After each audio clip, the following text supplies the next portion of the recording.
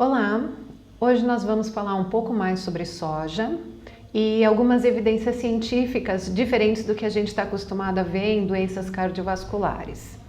Então, começando, se nós formos ao PubMed, nós vamos ver que dos últimos 5 anos para cá, nós tivemos em torno de 802 hits em termos de estudos relacionados à soja, sendo 123 revisões e 21 meta-análises. E aí, com vários temas, na realidade você vai ter desde isoflavona da soja e pressão arterial, isoflavona da soja e densidade de mama. Nós também vamos ter assuntos relacionados a câncer, tanto de próstata quanto o de mama, a parte de hormônios e também outros elementos da soja, como a proteína da soja sendo estudada. Então a gente pode ver que existem muitos estudos em relação a esse tema. Só que existe uma dificuldade e uma complexidade muito grande nos estudos relativos à soja e saúde.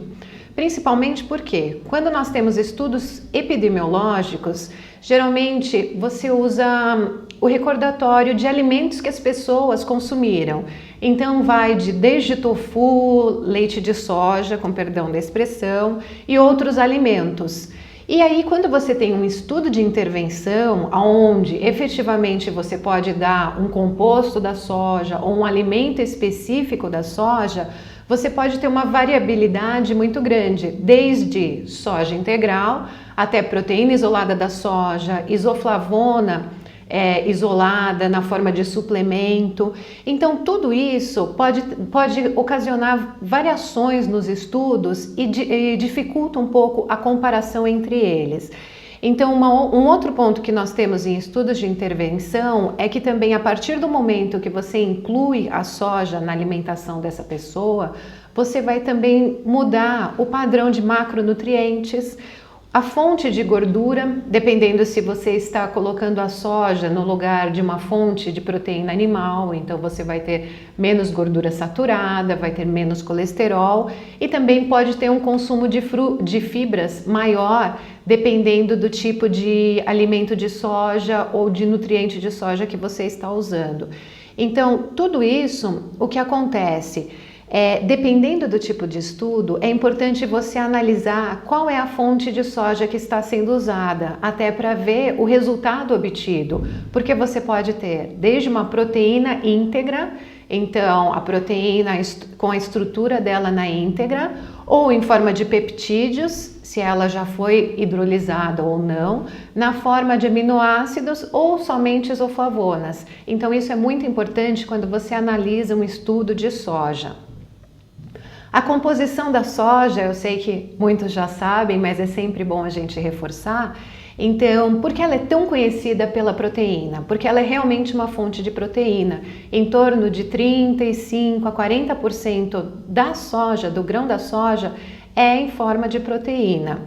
E aí, existe uma dica, né, que se você quer ter uma estimativa de quantidade de isoflavona dessa soja, você faz uma conta de, para cada grama de proteína, você tem em média de 2 a 4 miligramas de isoflavonas. Então, às vezes não tem declarado no rótulo, porque além de tudo, essas isoflavonas podem variar dependendo da safra da soja, mas é uma conta que você pode usar como média.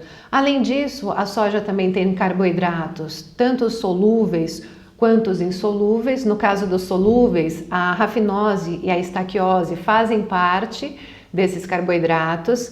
Então, se é uma pessoa que nunca comeu soja e começa a comer ou a soja, o grão integral, ou fontes onde você tem uma quantidade de carboidratos da soja maior, ela pode relatar que ela teve um pouco mais de gases, de distensão abdominal, mas que com o passar do tempo isso vai passando porque a pessoa vai se adaptando. É a mesma coisa quando você come o feijão. Se você fica muito tempo sem comer feijão e volta e come um pouco mais, você também tem essa distensão abdominal, a flatulência, que ao longo do tempo que você volta a comer, você vai vendo que isso passa. Como fonte de gorduras, né? Então, o principal consumo mundial da soja é, na realidade, como fonte de óleo de soja.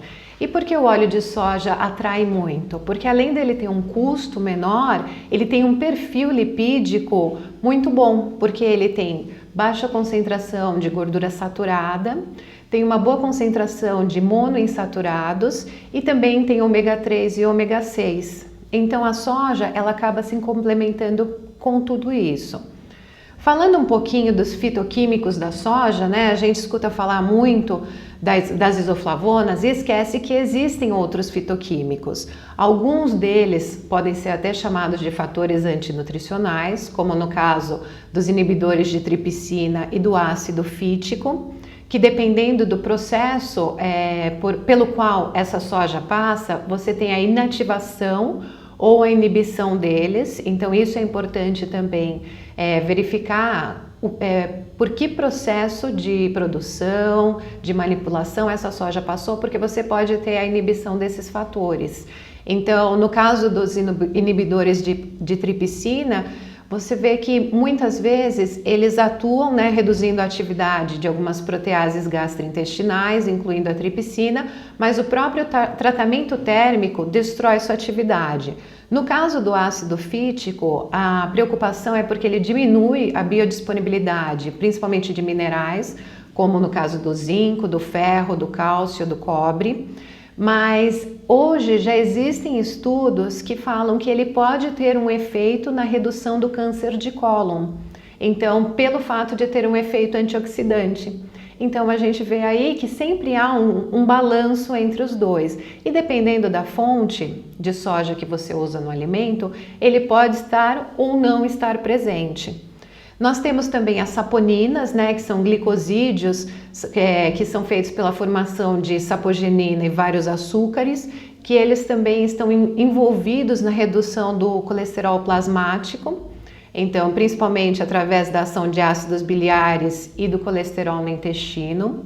E também temos os oligosacarídeos da soja, como eu já falei, a rafinose e a estaquiose, que tem essa fermentação, mas se você for pensar, é uma fermentação benéfica, porque é pela a produção de ácidos graxos de cadeia curta, e isso tem um efeito prebiótico. Então você vê que existem vários outros fitoquímicos da soja, além das isoflavonas em si, que eu vou abordar um pouquinho mais para frente.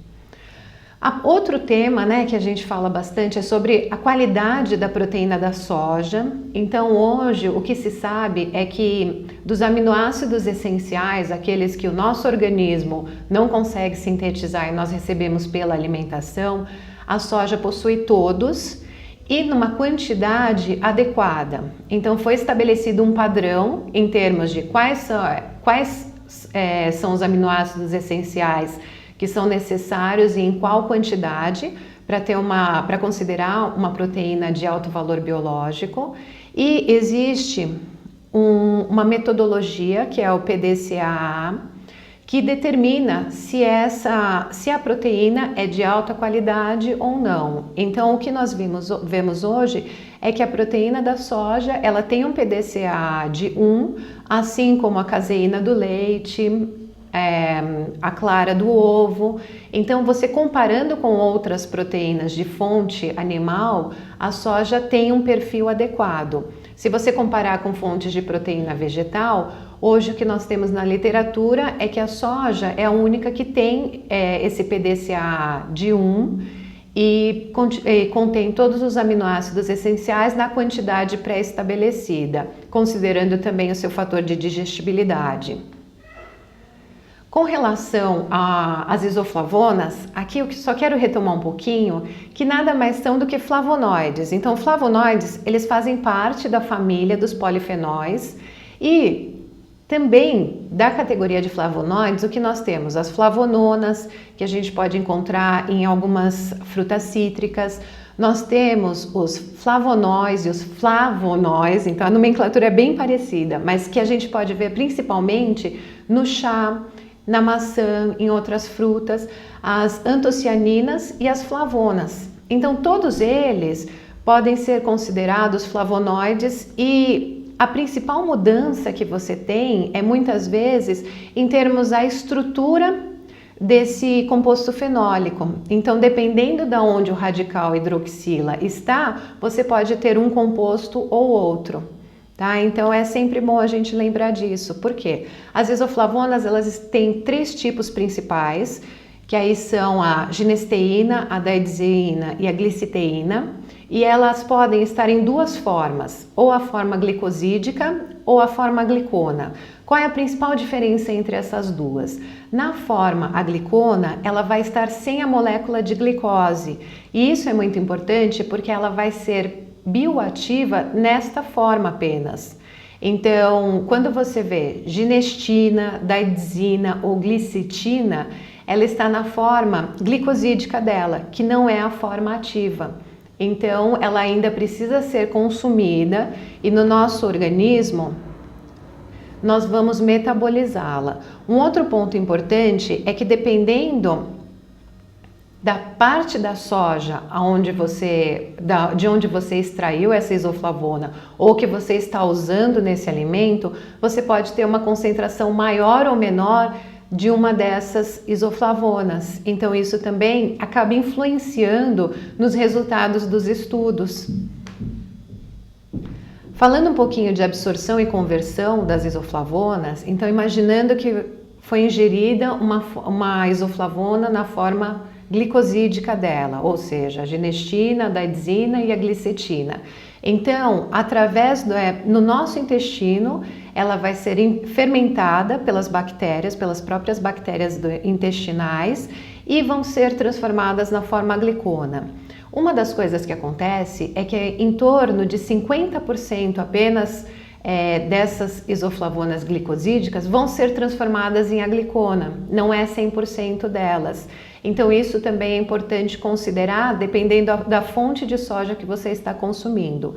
No caso das agliconas, que já são bioativas, através do fígado, ela é distribuída para o nosso organismo e aí tem a sua ativação.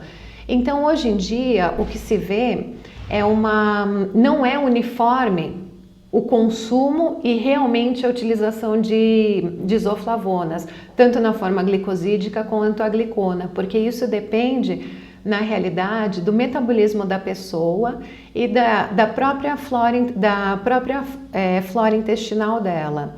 Então, o que você vê é uma grande variabilidade entre populações. Um exemplo, na população asiática, que hoje em dia a gente sabe que são os que mais usufruem dos benefícios da soja, em torno de 50% das pessoas têm a capacidade de transformar em maior quantidade as isoflavonas na sua forma bioativa. Então, na população ocidental, isso pode ser um pouco mais baixo. Falando um pouquinho de isoflavonas e receptores de estrógenos, né? Então, as isoflavonas foram consideradas fitoestrógenos devido à sua semelhança com os estrógenos. Só que, com o passar do tempo, as pesquisas mostraram que o comportamento das isoflavonas não é tão parecido quanto dos estrógenos, principalmente pela afinidade dela com os receptores. Então, você tem, por exemplo, os receptores alfa e os receptores beta.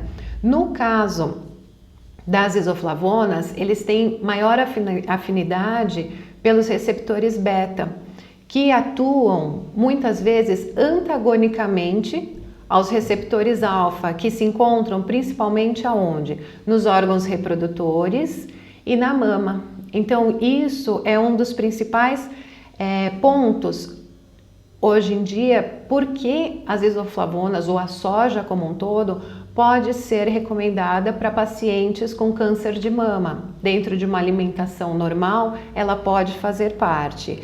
E é importante lembrar que até por essa diferença de atuação, as isoflavonas são diferentes dos estrógenos e também nós temos que pensar que isoflavonas são diferentes de alimentos de soja. É muito diferente quando você come um suplemento de quando você come uma fonte de soja que contém isoflavonas. Então você tem comportamentos diferentes. Na próxima aula, a doutora Ana vai falar um pouco mais das isoflavonas e dos receptores de estrógeno. Um outro ponto das isoflavonas que vem sido pesquisado agora é com relação a interferência da isoflavona na atividade celular. Então, hoje em dia, nós temos estudos que mostram efeitos genômicos e não genômicos das isoflavonas. Então, se nós olharmos aqui, em relação aos efeitos genômicos, pensando no núcleo da célula, ela pode ter efeitos estrogênicos e não estrogênicos e alterando a expressão das proteínas, tanto para uma expressão maior quanto uma expressão menor, dependendo da atividade dela.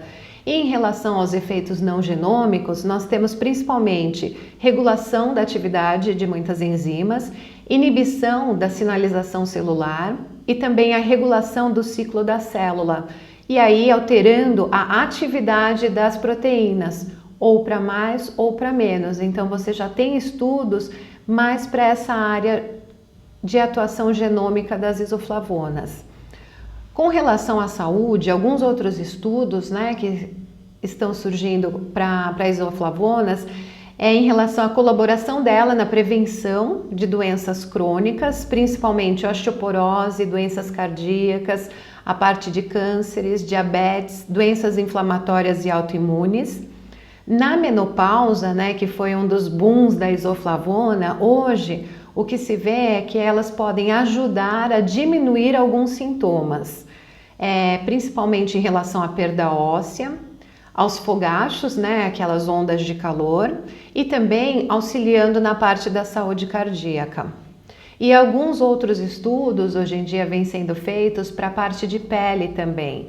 Então você hoje já tem alguns estudos em células de pele irradiadas com raios ultravioleta, radiação ultravioleta B, onde você tem um efeito anti-inflamatório e fotoprotetor. Lembrando que as isoflavonas, por serem flavonoides e por serem polifenóis, elas têm uma atividade antioxidante que vai variar de acordo com o sistema onde ela se encontra. Uma outra fonte de estudos que nós temos hoje em dia em relação às isoflavonas é na alteração epigenética, em relação à epigenética, onde você pode ter acetilação de histonas ou sinalização de danos no DNA. Então aqui, se vocês olharem, a ginesteína, uma das isoflavonas, ela tanto ativa o reparo do DNA, quanto ajuda na parte de acetilação desse DNA, principalmente das histonas. Se nós pensarmos um pouco, aqui eu trouxe um estudo para ingestão de soja e câncer de mama, que durante algum tempo foi um dos paradigmas, para a soja. Então foi feita uma avaliação com adultos que moram nos Estados Unidos, que têm ascendência asiática. Então eles fizeram recordatórios perguntando para a mãe se consumiam soja quando eram crianças e também se atualmente consumiam soja. E o que se viu é que a chance de ter o câncer de mama era muito mais baixa quando essas mulheres começaram a consumir soja, mesmo que em pequena quantidade, geralmente uma porção por dia, não mais do que isso, desde crianças. Então, o fato de ter o contato com a soja desde criança, ao longo da vida, ajudou a diminuir o risco de ter câncer de mama. Mesmo nós vimos que as mulheres, se consumiam a soja depois de adultas, a atuação em termos de auxiliar na prevenção já não era tão grande. Então a exposição, quando criança, acabava sendo mais benéfica nesse estudo. Um outro ponto em relação, agora aqui pensando na proteína, então falamos um pouco de isoflavonas, mas um dos principais focos de estudo da soja é a própria proteína. Então sabemos bastante coisa sobre saúde cardiovascular, como ela atua, que não é simplesmente a proteína em si, mas todo o ambiente da soja. Quando você substitui, por exemplo, como fonte de proteína, você está substituindo uma fonte animal de proteína, que vai trazer gordura saturada, colesterol, um perfil lipídico que pode ser prejudicial ao coração, você consome a proteína da soja, que tem uma quantidade menor desses nutrientes. E também, se você substitui uma fonte láctea, por exemplo, o leite, para as pessoas que têm intolerância à lactose. Se você estava habituado a tomar o leite integral e substitui por uma bebida de soja com teor de proteína mais alto e ainda fortificada com cálcio e vitamina D, você também vai ter um perfil lipídico diferente que vai ajudar nessa parte de prevenção de doenças cardiovasculares. Mas também temos o papel da soja atuando em relação ao perfil de glicose e de insulina de alguns alimentos ou de algumas bebidas. Então aqui eu trouxe apenas um artigo que mostra como a ingestão, né, na realidade, você usar a proteína, aqui ele traz 3 exemplos de proteína, para modular a curva de resposta glicêmica e qual é o impacto também na curva de resposta da insulina. Então, o que nós vemos no primeiro gráfico é que você consegue ter um nivelamento da curva de resposta glicêmica. Então, o carboidrato disponível que estava nessa refeição acabou sendo modulado pela interferência da proteína. E nesse caso, a proteína da soja, em comparação com a proteína do bacalhau e da proteína do leite, apresentou a menor área embaixo da curva, né? Então, se nós estivéssemos falando, por exemplo, de índice glicêmico, seria a refeição com menor índice glicêmico. E aí, uma preocupação que algumas vezes aparece em relação a você ter a proteína e o carboidrato juntos é em relação ao efeito insulinotrópico da proteína. Então essa é uma preocupação também. Então nesse estudo foi-se também observada a curva de resposta da insulina e o que se viu é que apesar da soja ter a menor área embaixo da curva, ela não apresentou o maior pico de insulina em relação a essa resposta. Então ela ficou intermediária. Então aqui a gente vê alguns indícios do papel da soja também para modulação da curva de resposta glicêmica. Então alguns outros estudos estão surgindo, a gente vai acompanhar e pode informar vocês mais para frente. Então agora resumindo a minha palestra, nós vemos que soja e saúde é um assunto que traz vários artigos, que traz várias informações, mas nós precisamos sempre estar atentos em, principalmente, qual a fonte dessa soja, porque dependendo da fonte, o impacto pode ser maior ou menor.